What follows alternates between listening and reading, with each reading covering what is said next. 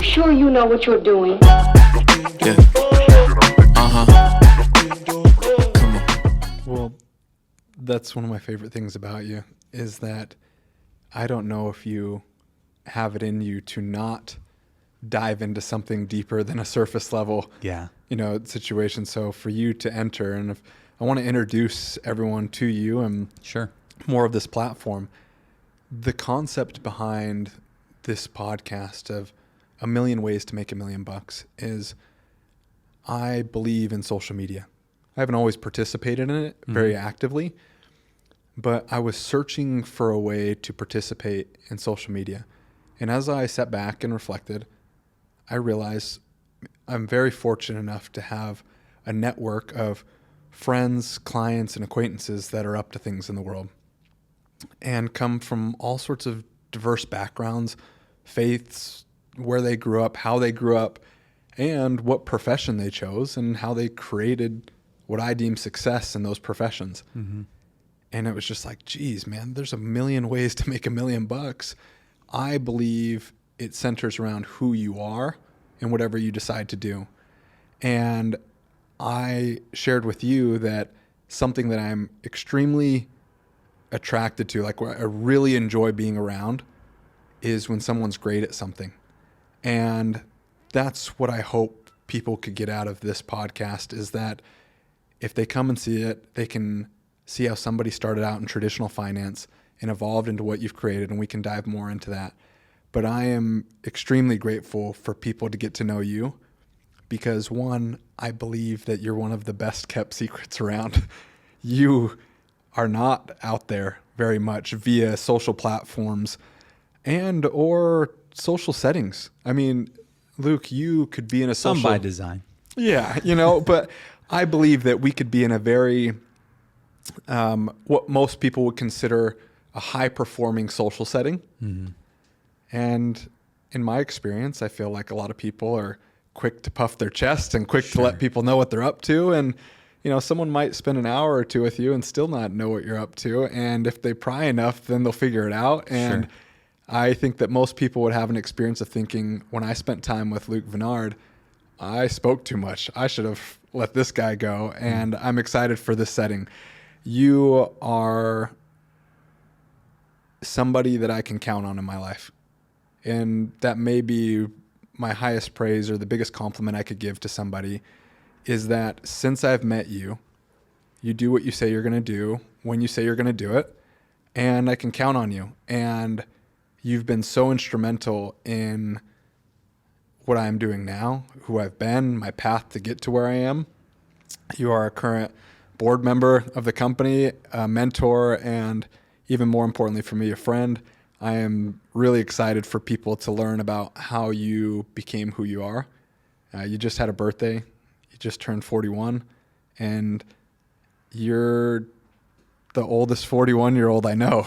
Yeah, I feel like you are an old soul, and your ability to comprehend things and to study things has given you knowledge to last a lifetime, and it's unreal. There's not very many people that could make me feel dumb, and I don't think you have that quality to make me feel but sometimes I leave some of our conversations like, geez, I need to read more.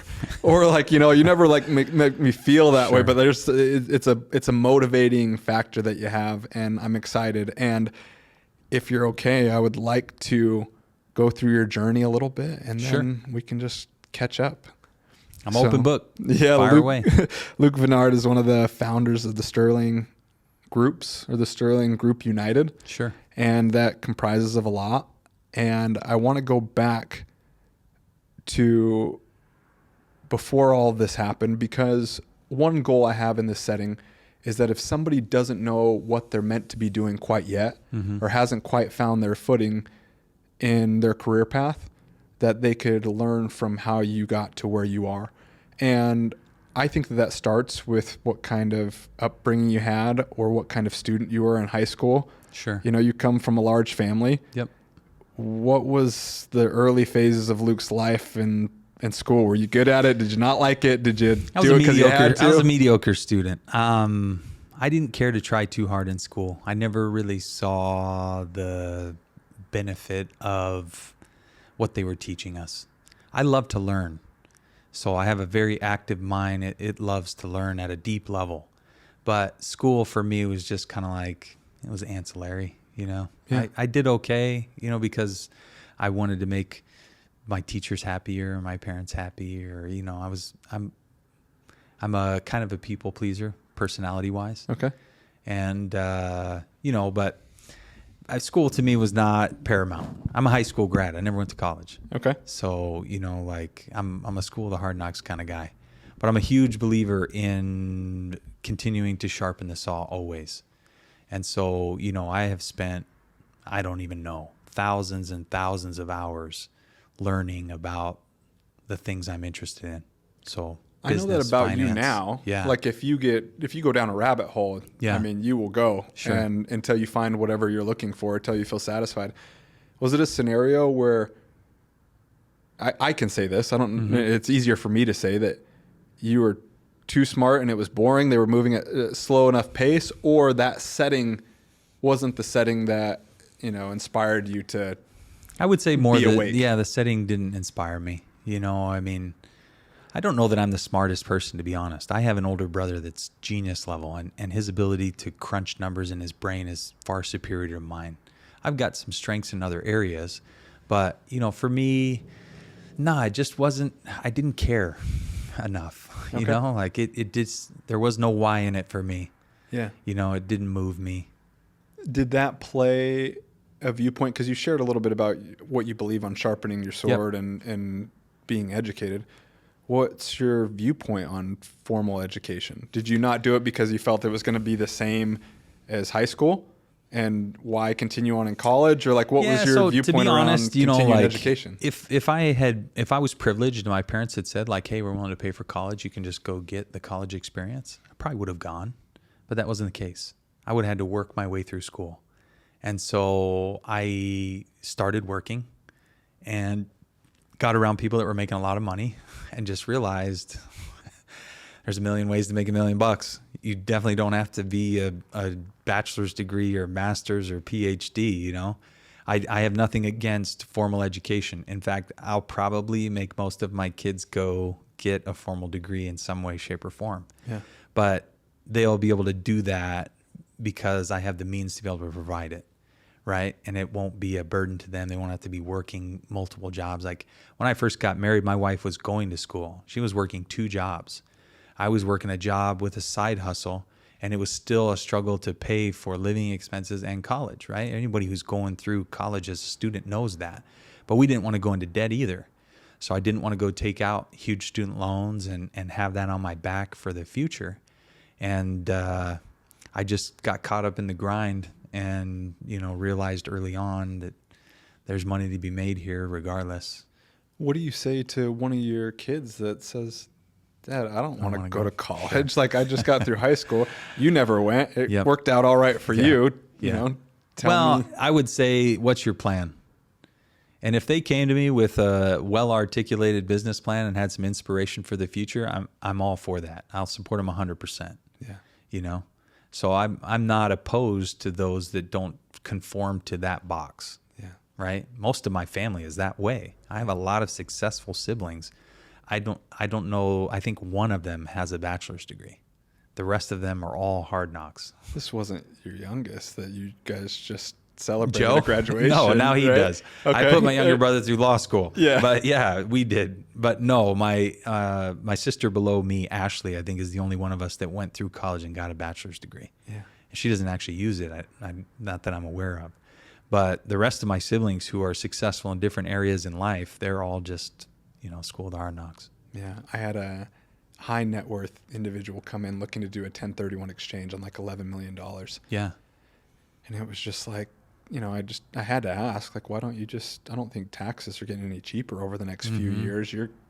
He was in his 80s. Oh, sure. And I said, why don't you just take the hit? And he said, well, I'm not doing this for the money. I've already created for the wealth. This is for what I'm leaving Future. my legacy, Yeah. you know? And we got into this conversation about how he'd set up a trust that his kids and grandkids could have college paid for. His grandson was with him, my age. Sure. And just learning. I was probably his only meeting for the whole month. Sure. And their family trust was set up to where if you wanted to attend school, you could pick whatever school and degree or field you wanted to, and it was covered. Yeah. If you were married, they would cover the down payment of your first home.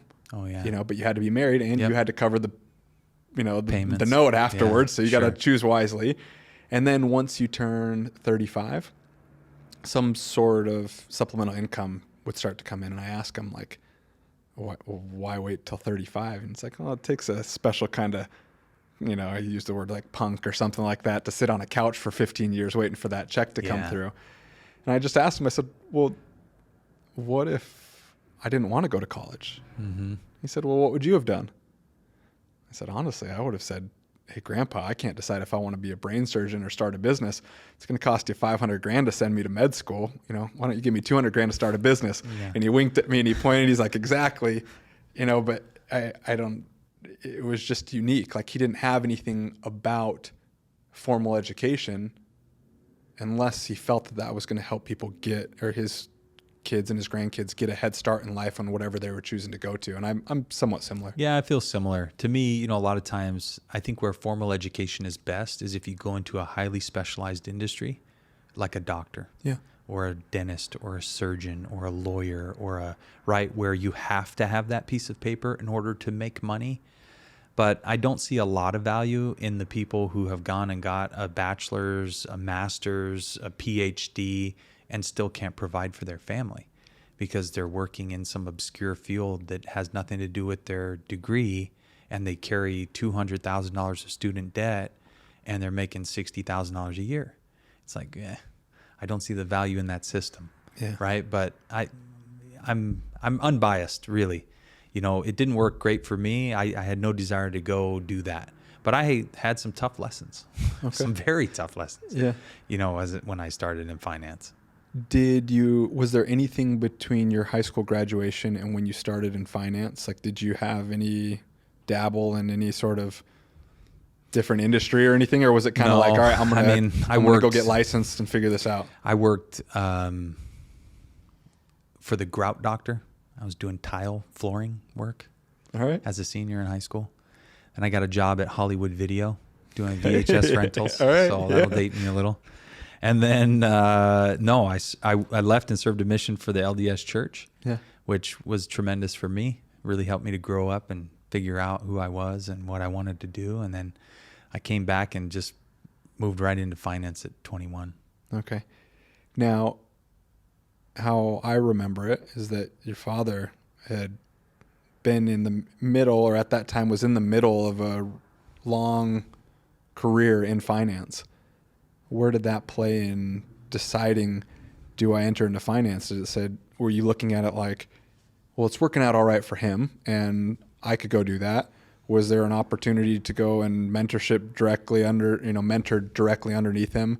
What was your thought process around, do I work with family? Do I work for family? You've been involved with your family as long as I've known you in some way, shape, or form around business. Was that always the plan, or did the opportunity just present itself and you guys could figure out how to do it? Yeah, you know, I think my family is unique in that my dad was Air Force when we were young. So like we moved to Lake and Heath, England, and we really just had each other. Then we came back to the States. We lived in Idaho on a red ranch house, kind of out in the middle of nowhere. I think our driveway was half a mile long, and our closest neighbor was the same, right? So like I remember playing with one other family the whole time we were in Idaho. We spent a lot of time together as family. And my parents didn't do TV, so we just entertained ourselves and got to know each other. And my family has this, I think it's a powerful dynamic, but it's kind of strange in that we're all very independent, but we love each other immensely. And so in work, it's like it works very well because we all lift where we stand. We're independent. We can carry our own. But then we care very deeply about each other, and so we don't do anything that would offend or cause discord or anything like that with each other. And so it works really well. My intention when I first got into finance, I mean, some of that was my dad. He's a dynamic person, and he did have a good lifestyle, and I was curious, to just try and learn. How did he get to where he was, and what was, finance all about? And I kind of I was involved as a kid in what he was doing because my dad started, when I was like probably in middle school. He started in finance, and it permeated our house. There were times where he was holding meetings in our home and just doing different things because he ran a financial organization that was huge on recruiting. It was kind of one of those big, you call multi-level if you want. I think he had 20,000 people under his team at one point, which is Wow. a huge amount of people. And so, there were always people coming and going. He was just mentoring a lot of people in a lot of different ways. And I was inspired by some of that, there were some very dynamic individuals, and, it was fun to be involved in and see. So yeah, I would say some of that was my upbringing. But when I got into finance, I was a totally different animal. I had no desire to recruit. I didn't want to build a big organization. My dad used to get mad at me at times because, I wouldn't say mad, but we used to kind of go at each other because he was always like, you're such a dynamic individual. You could really just build a huge organization. And I was like, yeah, but that's not really how I see myself. I didn't love the aspect of a lot of people not making it, which is the world in general. It's 80-20. Pareto principle exists. You didn't see yourself as dynamic or as wanting to build something similar to what he built? I was dynamic enough to recruit anybody I wanted into finance. Oh, I saw it. What I agreed. What I didn't enjoy was when those people were not disciplined or dynamic enough to succeed. Yeah. It was too hard for me. I have a soft heart. I always have. And I just couldn't watch them fail. It was just too much for me. And so I kind of decided what I wanted to do was build a boutique investment firm that did high-end financial planning with unique products that actually made good money. Because that was the other thing, is some of those big organizations are just product peddlers. And they sell a product because it's most lucrative for the corporation that owns it. And I had a lot of time to review policies because my dad's, base shop was writing billions of dollars in premium. And so, there were orphaned accounts all over. My dad would give me boxes of files and say, hey, can you go through and call all these orphaned accounts and do reviews with these people? And right. So there was part of that too, where he was able to feed me early on. But I'd go through all those policies and be like, yeah, these are okay. They're not great. This is not the best I've seen. And that really kind of led me to start to question the financial products that are available and start to look and find these different areas. And that's kind of what created the vision for me of, an alternative asset division that used private placement funds to do unique investment products that made money unlike anything else other people were doing. Yeah. So someone comes to you and sees or gets a little peek of what you just shared. Says, Luke, I'm about to go into business with a sibling, a family member, a cousin, a father, a son. What do you got for me? Sure. There's one principle that you have to abide by, otherwise it won't work. And that is you have to be 100% honest. You have to be truthful. There's tremendous power in dealing in truth. And anytime things get skewed where somebody tells a white lie or they want to portray themselves as something other than they are, or they want to not take blame for something they should have done, or that it sows discord. And when we first started, because it's me and two of my older siblings, there was a time where, I think one time I came into a meeting and I said something that was kind of truthful, but trying to move some burden of, blame off of me. And it came back to bite us. And my older brother, very, he operates how he believes 100% of the time and doesn't stray. He laid into me and he was just like, it's Matt. Yeah, Matt. Yeah. And he's like, if this is going to work, you have to be honest. 100%. You can't lie ever or misrepresent anything. We have to be transparent with each other. And I was humble enough to realize I had made a mistake. And I said, you know what? You're right. I'm sorry. I'll never lie again. I'll just lay it out how it is. And if the blame's on me, the blame's on me. I appreciate the scolding. Yeah. Right? I think God says, whom I love, I chasten. And I felt chastened, but I was grateful because it taught me that lesson. And for 10 years, we have operated in absolute honesty and trust. And it's been miraculous what we've been able to achieve, because we know with 100% certainty that when we speak with each other, it's honest. And I can take them at their word, and they are who they say they are, and it works the way it's supposed to. Yeah. How did Matthew get involved in the organization? Because if I could bridge a gap a little bit, is that you started out in traditional finance, registered investment advisory type finance that sold Insurance first. Okay, insurance, and then evolved to an RIA. We actually went broker dealer and then RIA. Okay. So I started in insurance, realized that was a small portion of financial planning, right? And a lot of times misrepresented. Okay. So then I was like, okay, we got to offer more than that. So then You got a license. You got an insurance license, a basic test that you had to pass. And then was able to sell life insurance policies and indexed annuities, right? Then got a variable license and could sell securities and variable investments. Realized then that commissions are for a bit people of that could look like a Series 6, Series 7, Series 63, whatever those series are. Okay. Yeah, the different series licenses. Yeah. And then realized that commissions are a bit of a conflict of interest, because I would catch myself at times being like, do I need to make this trade for this person, or am I doing it so I can make my bills for the month?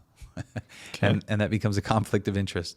So then I found a higher life form called fiduciaries, and we became a registered investment advisor. I started doing fee-based investment advice planning and did that for a lot of years. And the family kind of came together a little bit. Your dad was on the tail end of his career. Yep. And this was kind of a time where it was like, hey, I'm going to go do my own thing. Dad, would you like to be involved in this process? Brothers, sisters, like it was family? kind of, it was a collaborative effort. My dad actually came to me and said, there's stuff going on at the top of this company that isn't right. You shouldn't be here. And so then we said, okay, do I go somewhere else or do we start something else? And that was kind of how we started the Sterling Group. That was kind of the inception, was we wanted to get out from where we were. The name Sterling Silver is pure without blemish. So it was kind of like starting over in an area in which we could build a company that wasn't tainted by some of the issues that larger corporations were facing. Yeah. And my sister Emily, who's partner of mine now, had been with my dad for a long time as like I can't remember what they call them. It's compliance office manager type. There's a licensing there, but I can't remember what the exact term is. And she just came across. And then my older brother, Matt, actually came across quite a bit later. My dad was trying to build some internal systems and had hired, engineering teams and spent a lot of time and effort and money, and nobody could build it right. It was just a crapshoot when it came to programming. And that's what my older brother does. He's a computer programmer, data analytics, NSA, Booz Allen Hamilton. He's very, very bright in that way. So he came out one time to help my dad for a weekend and built like an entire system in a weekend. And my dad was like, I just spent, X thousands of dollars and months going back and forth to these engineering teams, and the product I got was inferior. And he was able to just basically hone it in and build it in a weekend. And that was when we realized, like, man, Matt would be a vital asset if we're really going to try and build something. And I wanted to transition. But no financial background. None at all. Not client facing. Nope. But he attends a lot of meetings to learn and see what a need might be. And then. Well, he has a very, very different viewpoint of things because he is analytics and the back end. Yeah.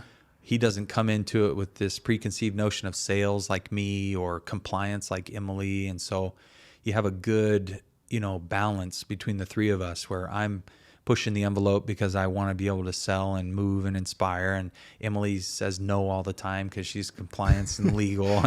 And Matt is very direct and can cut out a lot of fluff because that's how his mind functions, right? A to Z, there is no B, C, D, E, F, G, H, I, J in between for him. It's just these 2 points. And so, it's kind of a interesting dynamic of how we all came together, but it works very well, and, it's been a great blessing. And could you just touch a little bit on partnerships? Yeah. Like from a standpoint of your responsibility, how I see it, is client facing. Yep. To raise the capital into the funds, a lot of the deal vetting, Yep. Those kind of things. Why partners? Like you had two very active partners, but not so client facing. I mean, Emily, once you start to choose a deal, I mean, she's there. You will get to know Emily quickly, as you know, before you pull the trigger on a deal. But why have two actual partners as you choose to go out and start a new company? So, few things. One is it's hard to find good people, and all my siblings are pretty intelligent. They're good thinkers. They're smart people. We were raised in a particular way with a set of moral values that I think is good. Yeah. And so I knew who they were to a certain degree, and I knew I could trust them. The other thing was I knew that I sucked in different areas. All right. I'm not a detail person. If compliance was up to me, we'd have been in jail because I don't do details. And I needed somebody who was willing to just nitpick everything and, make sure and double check. And I also don't worry much. I'm a person of faith. I just believe that all things, I'm an abundance mentality. I'm a big thinker, and a lot of us are that way. An optimist. Yeah, for sure. Eternal optimist. I always believe the best case scenario is going to come out of whatever I'm involved in, which is not always healthy because that's not how life works. I think it was General Patton that said, no plan survives its contact with reality. But for me, it's like, no, it's going to survive. I know it's going to survive. Yeah. But that's just how I operate. And then, to have the balance of those two on the other side for me was just super valuable. And to be honest, when it started, my dad owned the corporations and we were just working with him. And so eventually what happened was he turned it over to us and we became 33 1/3 partners. And we just bought him out as he retired and put together kind of a buyout package. So it wasn't even me really choosing them as partners. They were just kind of given to me as partners. And then the vision for where we were going did come from me, but I never could have implemented it without their help.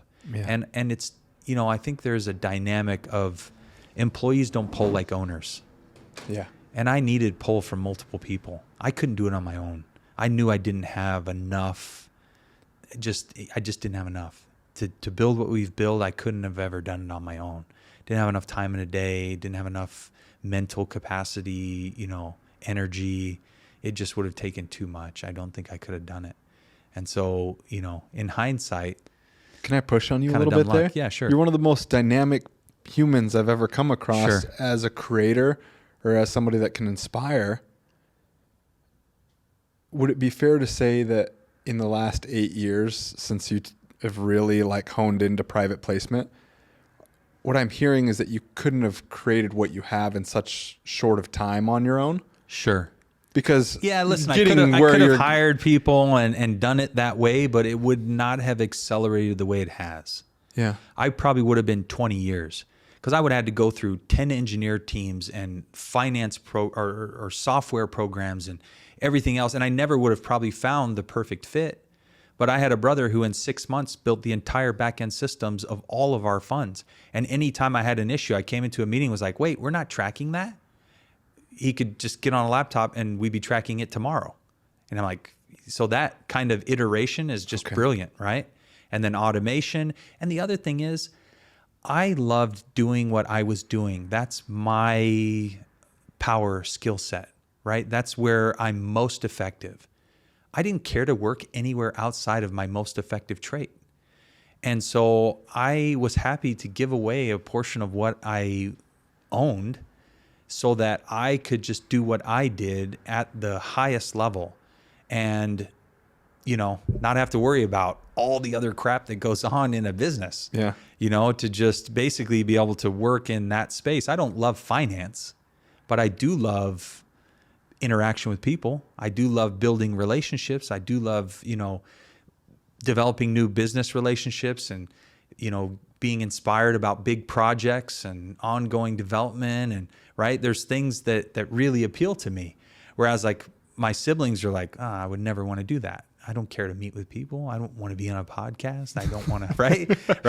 This would be like torture to them. Yeah. But to us, it's like, no, this is the lifeblood for me. I love to get out and meet new people. And I'm going to get both of them here, Yeah, by the way. yeah. I'm going to Well, get good. both of them here. You should. Emily's a great talker, and Matt, I'd be curious. more people need to hear how Matt's, what he's thinking about. Yeah, I'd be curious to see them on the podcast. But, and so it's just all those dynamics that come into play there that made us who we are. Yeah.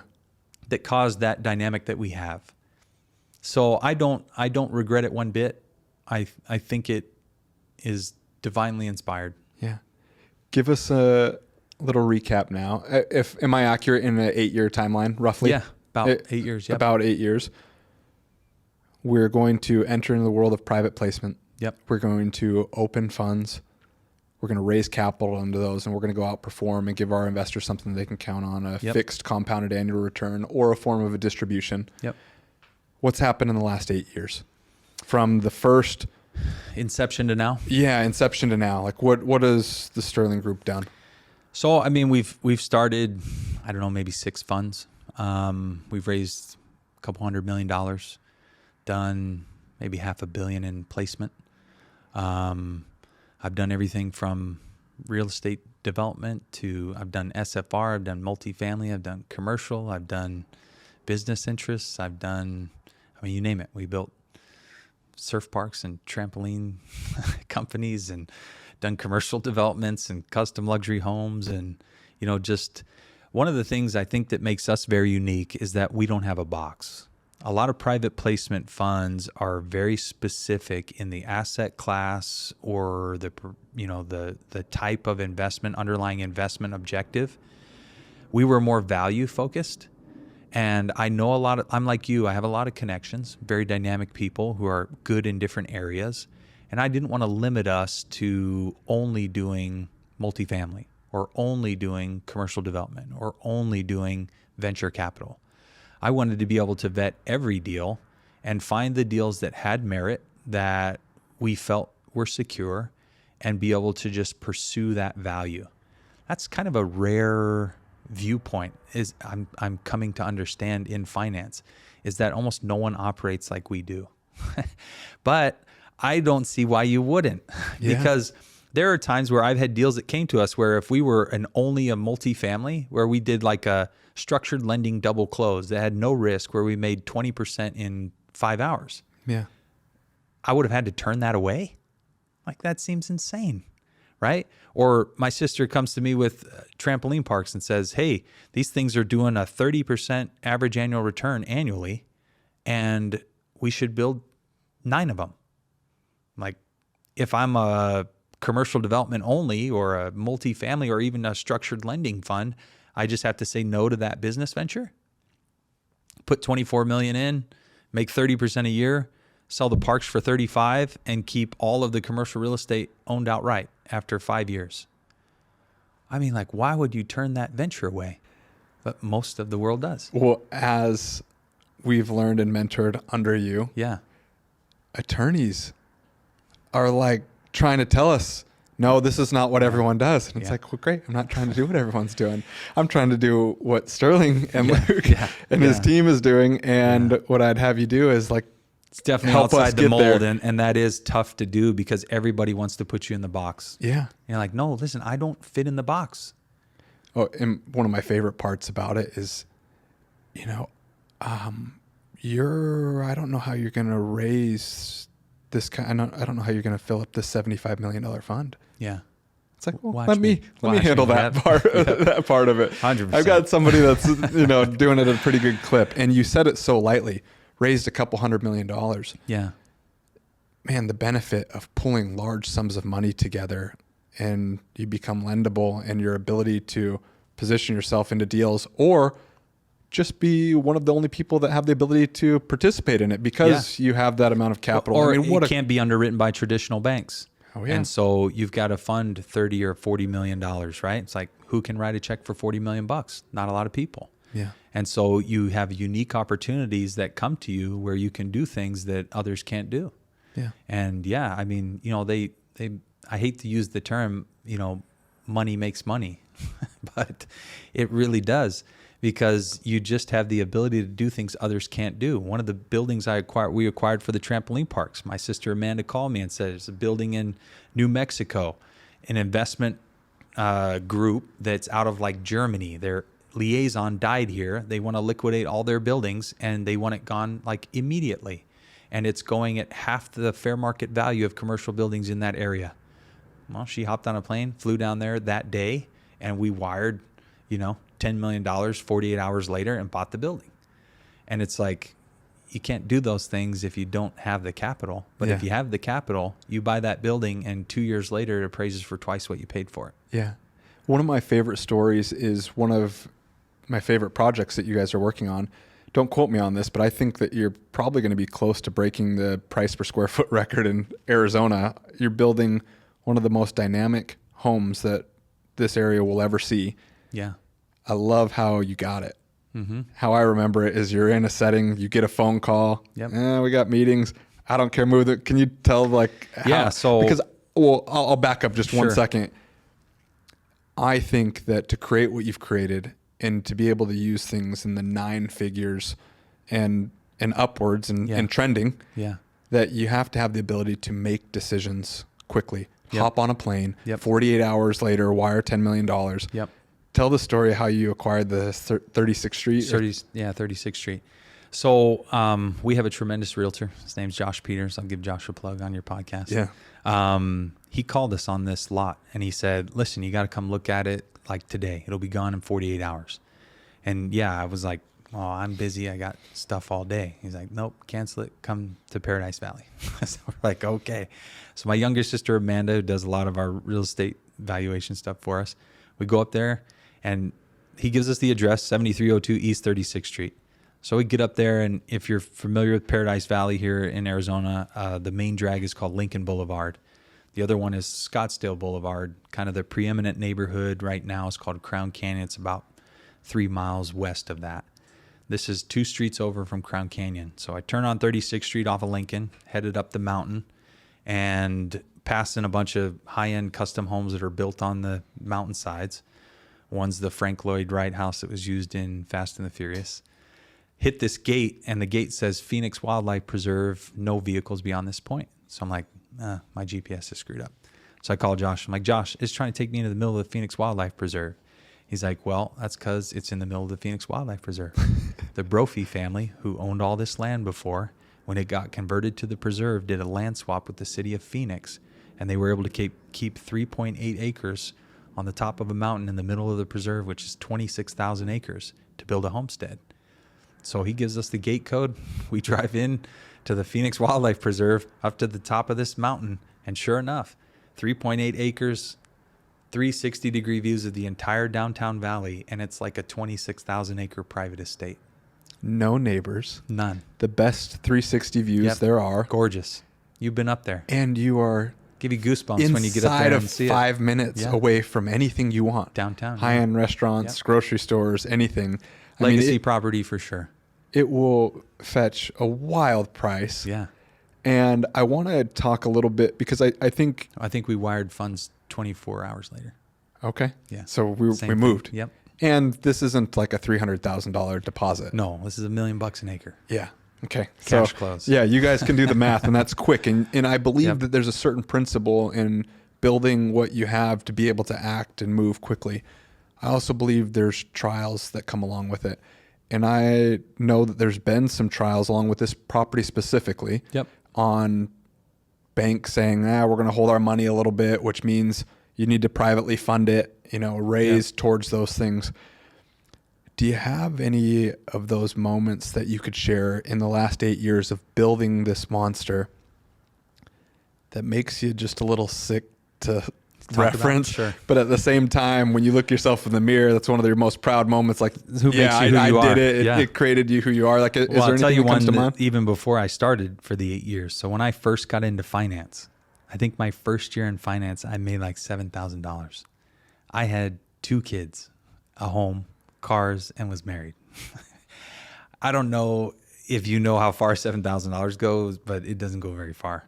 So I ended up, How do you how does I didn't. I foreclosed on a home. Okay. I lost the car. Okay. I moved it back in with my parents. All right. But what happened to me was, so there was one time where my wife called me and she was crying because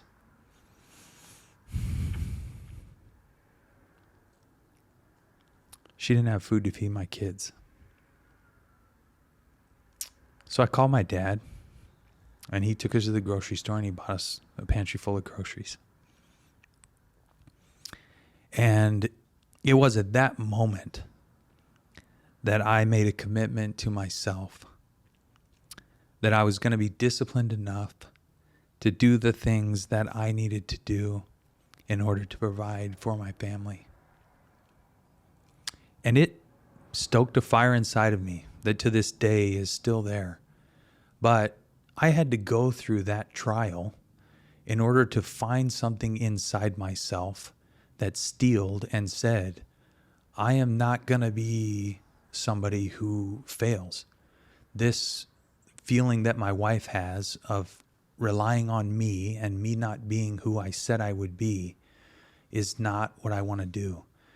My kids were young enough that they don't even remember that, but I remember thinking to myself, I will never be somebody that when my children look at me, they think I don't want to be who my father is.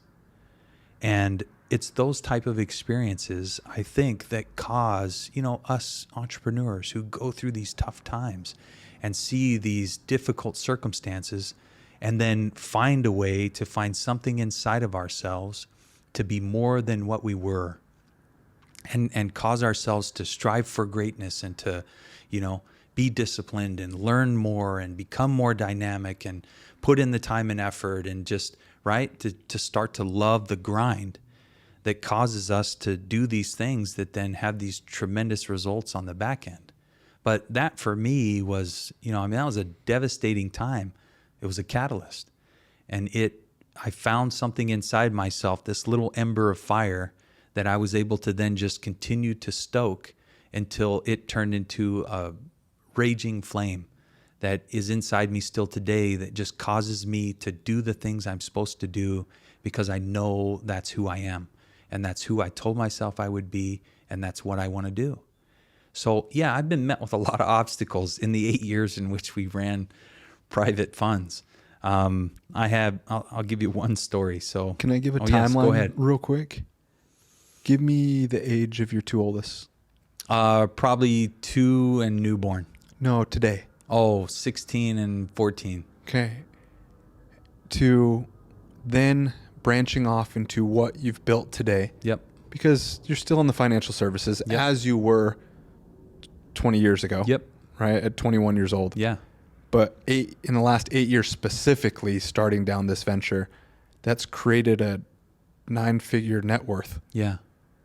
To 16 and 14 years ago of having an experience like that. Yeah. Of being worried on how you're going to feed your infants. Yep. To 6-7 years later after that, starting or finding the home to creating. I hope people can hear that in a form of hope and inspiration and motivation and confidence that 16 years isn't a long time. No, 14 it goes years. like that. You'd be amazed. And 8 years. Yeah. I don't know if 8 years ago you would consider yourself a high net worth individual. No, I mean, I had no net worth. To now. I was making okay money because I'd learned how to make money in finance, right? But no, I didn't have any significant net worth. To 8 years later. Yeah.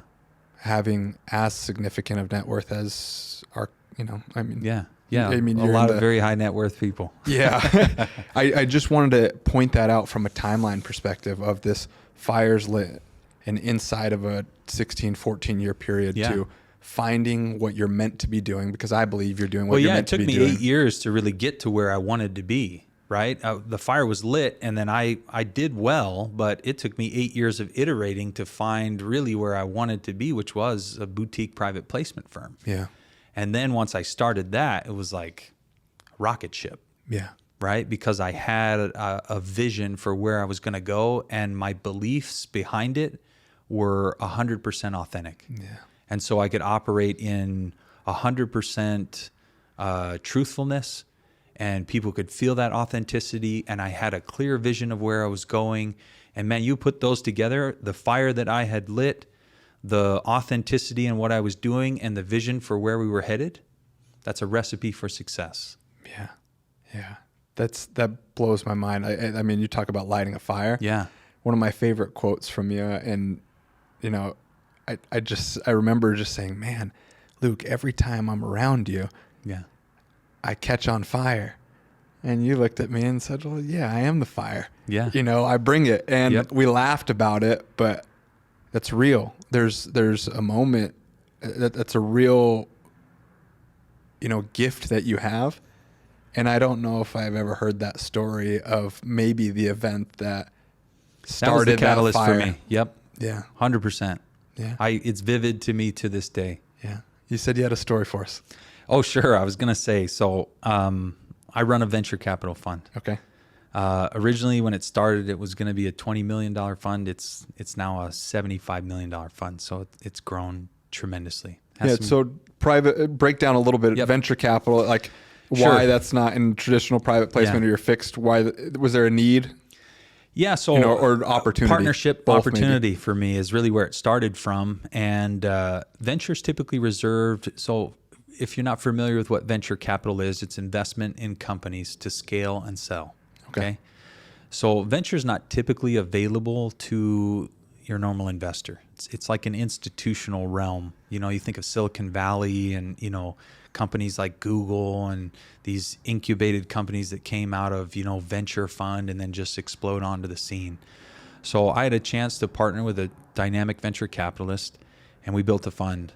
And in the course of that fund, it's been really difficult because we allocated $20 million to that fund, and now it's $75 million. So we had to find $55 million of excess capital in our budget. Yeah, you're not saying that you put $20 million into it and now it's worth $75 million. No. You're saying what you thought was going to cost $20 million ended up Has cost us $75 million. Yes. All right. So put that in your Luke, budget. where did you timeline. find Yeah, $55 million? yes. So you got to go find $55 million. That in and of itself has been a lot of work.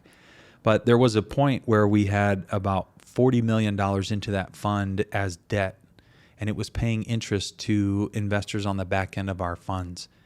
And my venture manager came to us and said, all these notes that are paying interest, we have to convert. Had to do some legal battle we were in, and we needed to take majority ownership of a company by converting to equity.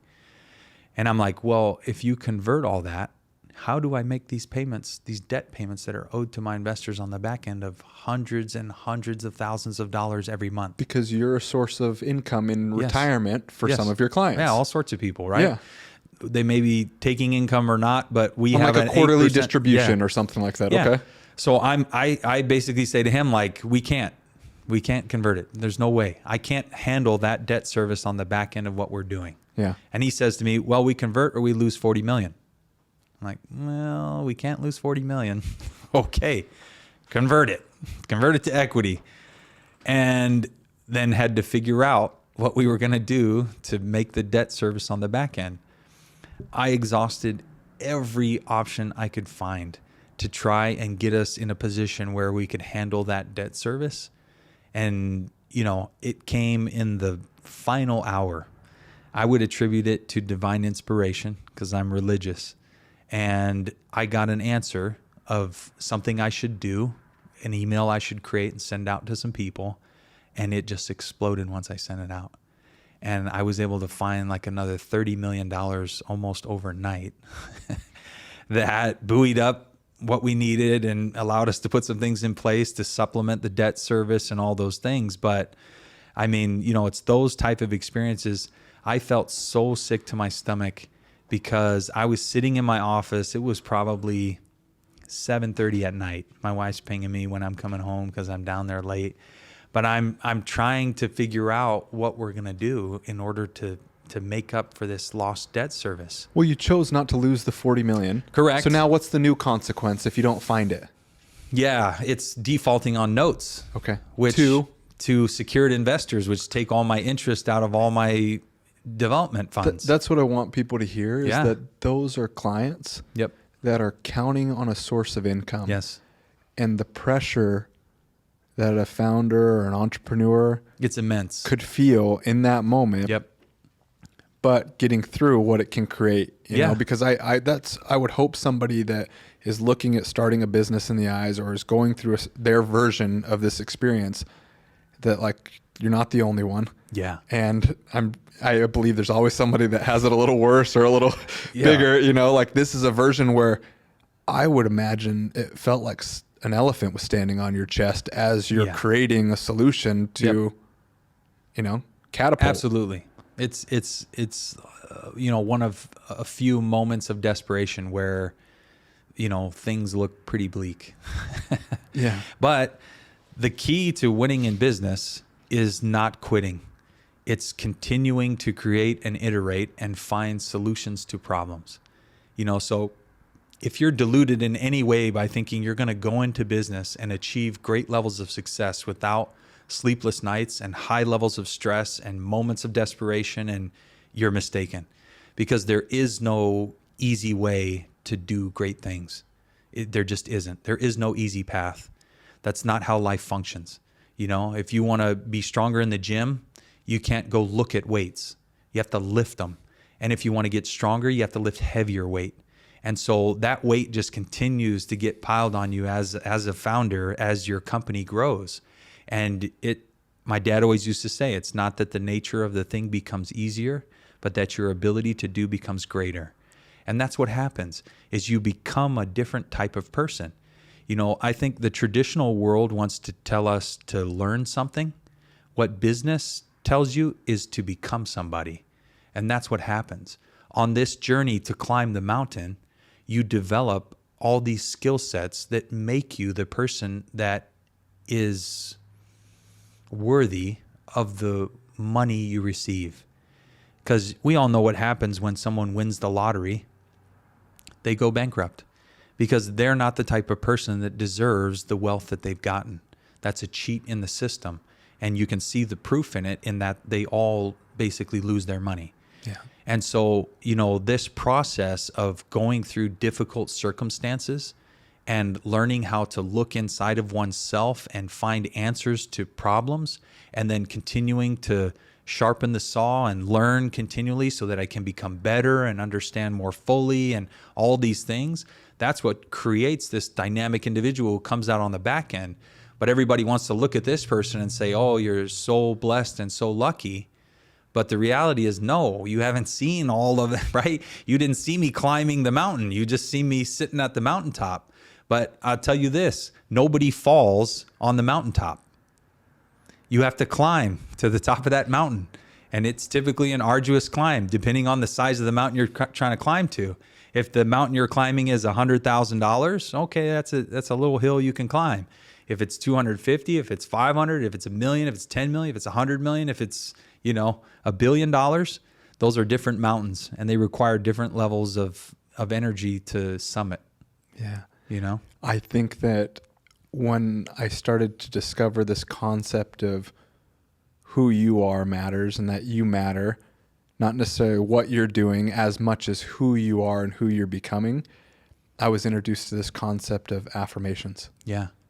I was like, okay, I think I like that. Like, you know, like there's a movie, I don't remember the title of it, but I remember, you know, this caregiver was talking to this kid and it's like, you were smart, you were beautiful, you were, you know, giving, like instilling this. You were one of the first people that was like, oh yeah, I've got affirmations. I say them to myself constantly, you know, on a daily basis to remind myself who I am. Every time I've heard you share them, it's like, they're amazing. Would you mind sharing the affirmations that you created that you share for yourself? Yeah, let me start with this. So, why are affirmations important? Well, who does the world tell Luke Vennard that he is? You know, first off, I'm a C student in school. I'm one of 8 kids. I'm a straight white male. I'm religious.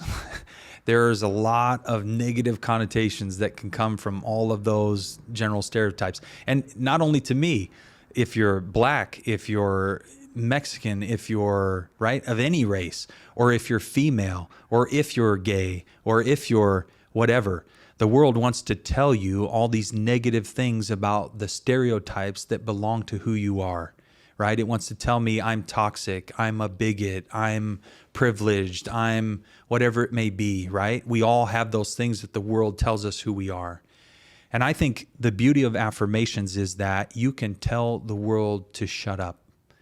And that internal voice that you have inside of you, if you tell it who you are long enough, it will start to say when someone says, oh, you're lazy or you're privileged. It says, no, I'm a person of action. I make things happen. Oh, you're the problem for all the things in society.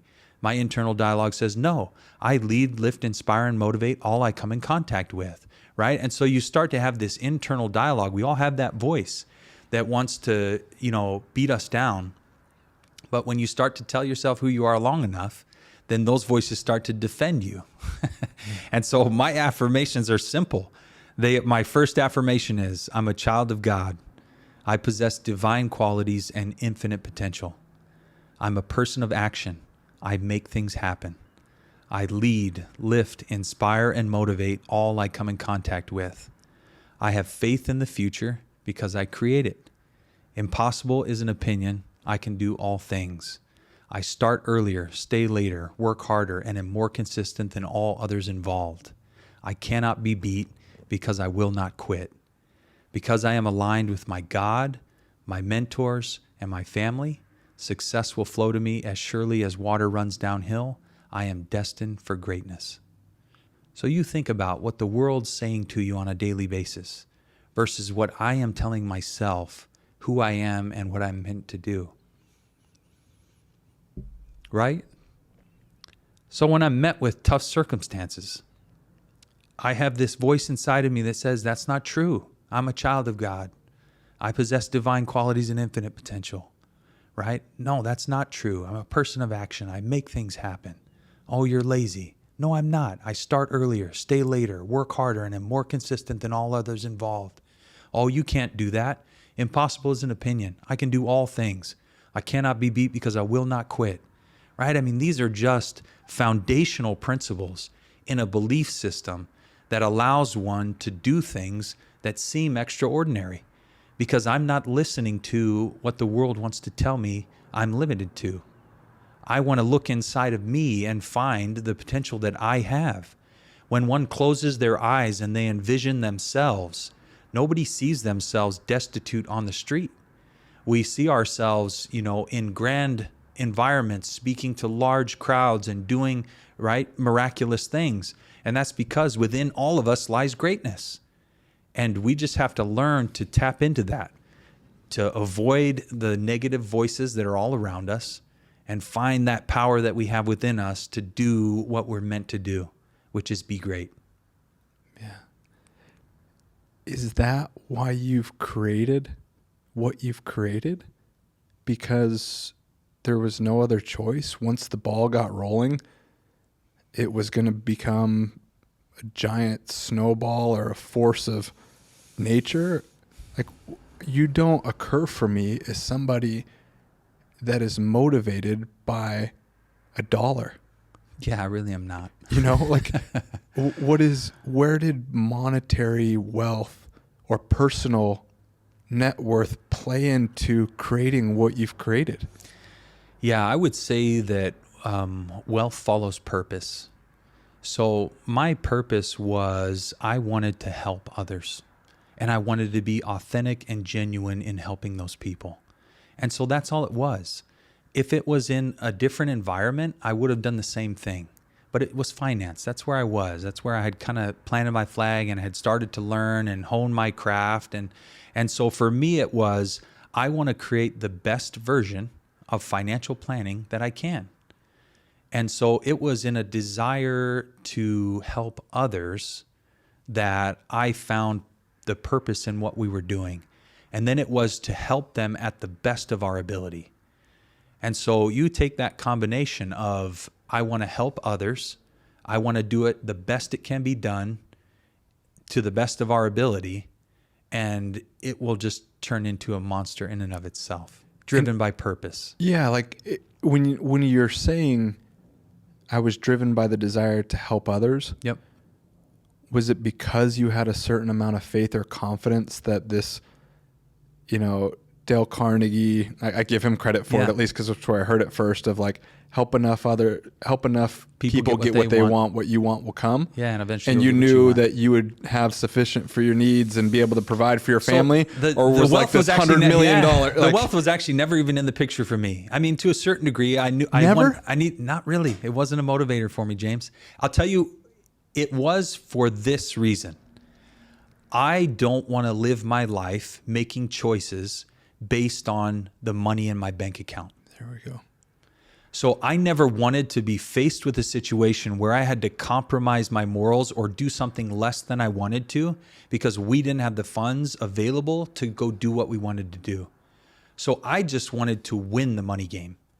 I wanted to get so far past finance that it wasn't even a consideration in my life, so that I never had to compromise who Luke Vennard was because it was too expensive, or or I couldn't help in a way I wanted to because we didn't have the means to do it. And so, it wasn't a gain for me. It was to be able to be who I am authentically and not have to worry about the money. And so that really was, that was the driver from a money standpoint for me. Yeah. I just wanted to win that game. I wanted to be done with it. I work in finance. I hate money. Because what do you mean you it's hate such money? an annoying thing. It controls so much of people's lives. It controls every aspect of a person's life. They get up every day and they spend 40 hours a week working for money. They go to a restaurant and they read the menu from right to left because they're looking at the prices before they look at what they can eat. They drive the car they drive not because it's the one they want, it's the one they can afford. And so that permeates every aspect of life. I didn't want to be bound by that one bit. I wanted to drive the car I wanted to drive and eat the food I wanted to eat and take the vacations I wanted to take and live in the house. I saw myself in a particular way. I wanted my life to be able to be congruent with how I saw myself. And in order to do that, I needed to beat money. I needed it to not be a thing for me. And that really was the driver. And so when we realized that we could help enough people do the same thing, I wanted to help everybody make money and get past it. If it was they were earning it at a job and giving it to me, I wanted to be the best steward of managing those funds and create as much wealth as possible for them so that they could enjoy the same luxury.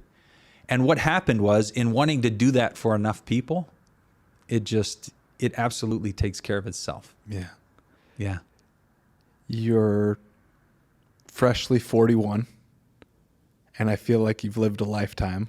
Sure. You use the example of, I wanted to drive the cars I wanted to drive, which I think most people might hear that in your situation as like the high-end exotics, Sure. and those Sure. kind of things.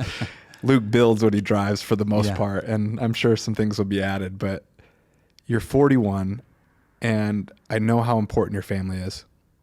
Everything seems to be centric around it. You're always present, at least when I speak to you. Yeah, I'm dropping them off at practice. I'm going to go pick them up, or I've got, this. Let me catch you after I finish this. It's family related. Next on the list is Jesus and cars. Yep. You've created the wealth that you have. It doesn't occur for me that you're in the building phase any longer. Now you're in the preservation phase. Yeah. You built what you've built so you can go do the things that matter most to you. Yep. I call it rocking chair advice, maybe. Sure. You built the life that you wanted to. You're sitting on your rocking chair, sunset, and somebody just starting the path that the journey up the mountain that you've already conquered is just about to start. Do you have something that you feel that could springboard, that first quarter of their journey up the mountain? Well, yeah, I mean, so there's some great principles that you have to understand. First is there is no get rich quick scheme. And so you have to learn to love the grind. That seems corny, but it's the truth.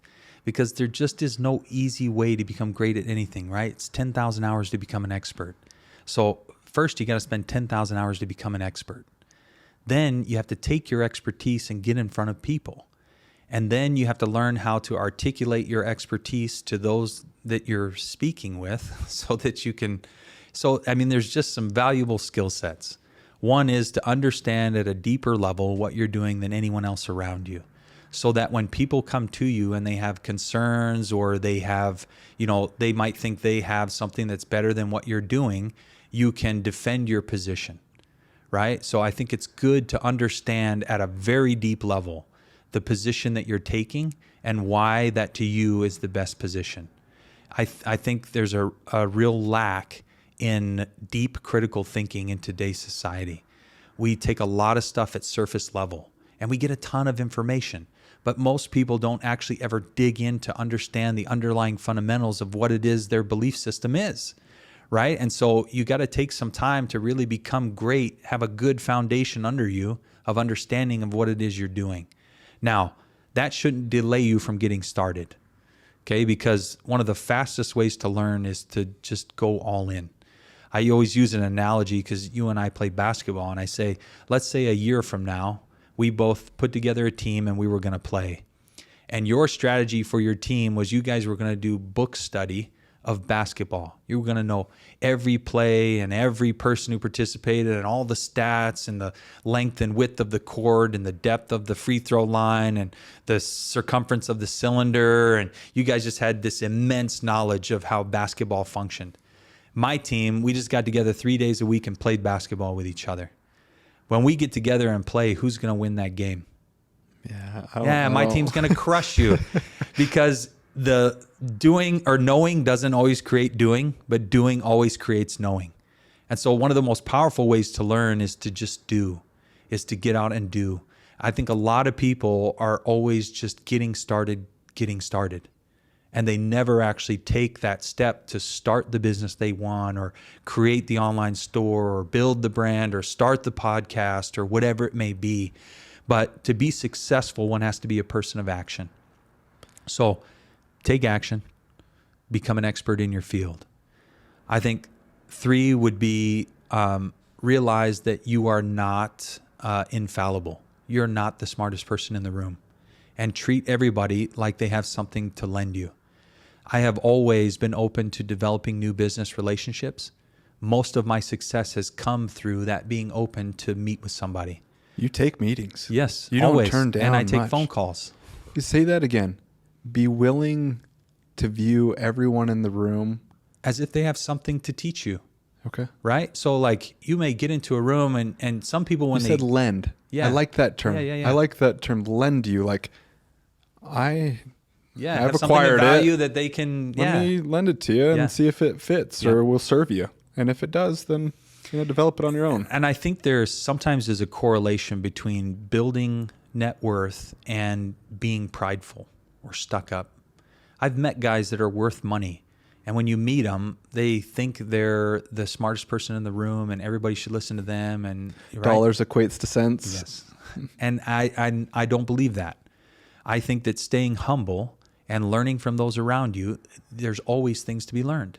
And so I think that being a constant learner and staying humble is an important part of succeeding at a high level, right? You can reach some level of success in being a jerk, but it won't get you that far, And even if it does, then you'll just be a rich person that no one likes. So the outcome is not ideal. Yeah. So, take action, become an expert, stay humble and continue learning. I'm trying to think anything else, rocking chair advice I would give, like say to my kids if they were going to start a business. We had a conversation that was as influential as any professional conversation I've had in my career. I don't know if you remember it. We're outside an event. We stayed later. We're the last ones. I remember. And man, what I heard or took away from it are ideas are cheap and execution is going to get you to where you want to go. Talk is cheap. Everybody can talk. Lip service is, Everyone's got a great idea. Yeah. But man, going and what I've learned since from running and jumping. Yeah. You know, I don't know how, I don't see any other way I could have learned what I've learned. There isn't. And that's the part I think most people get caught up on. Yeah. Is that I don't know if I'm going to land safely. Yeah. And you're telling me I need to jump. Yeah. And it's a weird concept. Yeah. But It's man, like, listen, I'm grateful no, you'll for just, that push. you'll learn how to fly on the way down. Yeah. You know, I mean, you see this in nature. A mother bird chucks her chicks out of a nest. When it's time. Yeah. And she's just like, listen, you'll learn. Maybe you don't feel like you can fly yet, but I'm just going to throw you out of this nest, and you may hit the ground. You might break a leg. But you know what you'll have learned? That it didn't kill you. Yeah. And then I'll pull you back up to the nest and fix you up, and then we'll try again. But that's a great point, is that, you know, just taking action is paramount in whatever it is you're trying to do. Have the faith to take the first step to start. And then you'll realize if you're headed in the right or wrong direction. Yeah. You know, that's the fastest ways, right? You just fail faster. Yeah. And I think I hate that school reinforces failure as a negative, because it really isn't. When you get into business, you're going to fail a lot. Baseball is a great analogy when it comes to sports, right? Greatest hitters hit what? 30%. Yeah, 30%. Rates. Yeah. They're failing 70% of the time, and they're the greatest. That's a great analogy for how life functions. But most people are so afraid of failure that they won't actually ever take the first step to get started. And so one has to just view failure as an opportunity to learn and get better from and move forward. I don't know if I ever heard it that way. And what I just heard was that traditional education would say that if you fail at something, your progression is damned. It's an F, yeah. It's game Like over. You can't excel to the next grade Yep. or the next chapter or whatever it may be. And that's not true of life. Man, or business specifically, but yeah, life. Yeah. You got to be willing to fail. Yeah. And then learning how to fail faster is even better.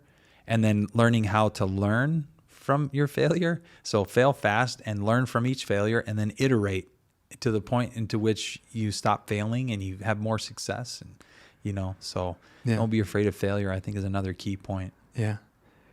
Well, thank you.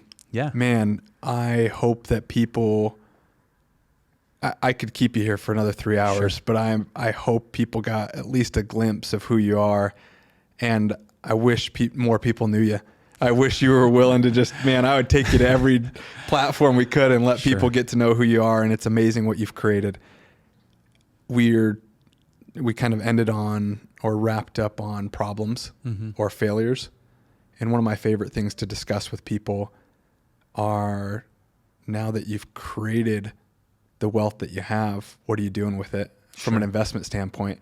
And some might think that creating a bunch of wealth is great, but you know, something that comes along with that is like, all right, what do I do with it? You don't want to just stash it in an account or in the placement. backyard, like a placement.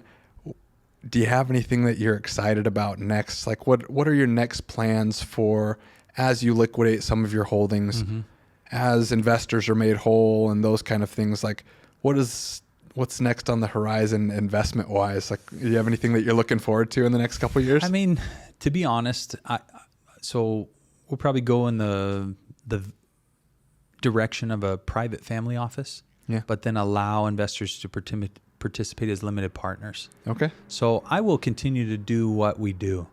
You know, I have a significant I don't know amount how you don't, of by all the the way. capital. I don't know. Yeah, well, I don't know how the train, I don't know how you stop the train as much, Sure. but yeah. But I just mean, you know, I don't put investors in anything that we don't do. And so I won't change who I am in that way. We'll continue to manage our funds in the way in which we manage investor funds. You know, and so I think we'll continue to do fun, ongoing developments and, you know, just look for unique opportunities and try to be cognizant of how the markets are trending and what areas are, you know, viable, and, you know, just try to keep good people around me and stay humble and learn lessons and continue to learn. And I think, you know, we'll just keep doing what we're doing.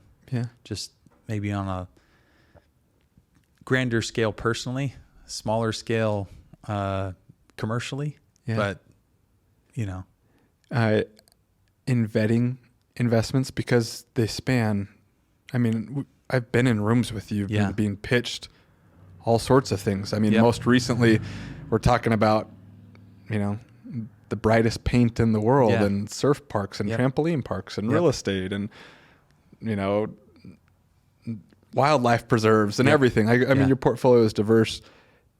When vetting an investment that you haven't done before, yeah, I'm trying to think of people that, almost flipping the script, I've only invested in a 401k. sure. And now private placement is being introduced to me, or I've Yep. reached status to be able to invest in this, you know, this asset class. Yeah. Is there anything that is a non-negotiable for you when entering a new investment, or like something that's like, it needs to meet this criteria? Whether that's the people that you're going into business with, or, Sure. you know, do you have anything about your I mean, vetting so process? it depends on the fund for us. So like in most of our real estate development funds, non-negotiable would be a position in which we could lose all of our principal, right? So we want to be secured, wherever that may be or look like in that venture. Yeah. A lot of times, you know, that's one. On the venture side, I defer primarily to my venture capital fund manager, because he's brilliant, right? Bought, built, and scaled 45 companies, been CEO of 18. I'm going to defer to his expertise on the underlying fundamentals of a company that we're going to invest in. I know some of his criteria is that he wants proprietary technology and things that aren't easily knocked off and duplicatable. And right, there's some safeguards there, controlling interest, voting rights. I mean, those are different key principles inside of those investment vehicles in which we would have to have those levers to make sure that we can take care of our clients. But as far as like investment asset classes, no, nothing's off limits to us. You know, I've been pitched everything under the sun. We may be developing space rockets at some point in the future, so we'll see. Yeah. Just, you know, try to do good due diligence. For investors that are looking at private placement, one of the beauties I love of private placement is very simple to understand. So this is not a complex investment, vehicle. I don't have spreads and cap rates and percentages and fees and all those things. It's like, no, this is a commercial real estate play. And it's as dry as commercial real estate is, but it's tried and true. Here's the numbers on it. Very simple to tell that it's going to make good money, right? Here's the clients that are in it, or the rent that we're receiving. And, you know, so I think, you know, one of the beauties of private placement is that it's a fairly simplified way of investing, and it just is easy to understand. I don't invest in anything I can't understand. And so, you know, I think that that's kind of a breath of fresh air for a lot of people in finance, is when they come look at how simple these funds can be, that it's like, oh, wow, this is really nice. I didn't understand the asset allocation model in the publicly traded funds that I have inside of my 401k plan, and the expense ratios and the fund manager's track record, and right, alpha and beta and R squared, and right. I mean, there's just all those dynamics when it comes to that type of investing. Whereas this, it's like, I got one tenant in a building. They pay X amount of dollars of rent per month. We paid this much for the building. This is our return. Very simple. Yeah. You know, so I'm a fan of that from that perspective. Yeah. I love it, man. I believe in the principle of surrounding yourself around people that are pushing you in a direction that you'd hope to go, or however you want to phrase that. You are who you surround yourself. Yep. Become those you associate with. Yeah. I am grateful that you were in my camp for many, many reasons. You wear a lot of different hats for a lot of different people, and I hope more people get to know you. I can't thank you enough for coming out from the shadows and participating, letting people know who you are and what you're about. And well, the feeling's mutual. For your time. As people get to know you, they'll come to understand why I spend time with you, because you're a good guy. Yeah. You know, and you're special. You got big things ahead of you, and people will feel that. I appreciate it. Cool. Thanks, Luke. All right. Thanks, James. Yeah. Well, grab a drink, man. Yeah. Let's Dad,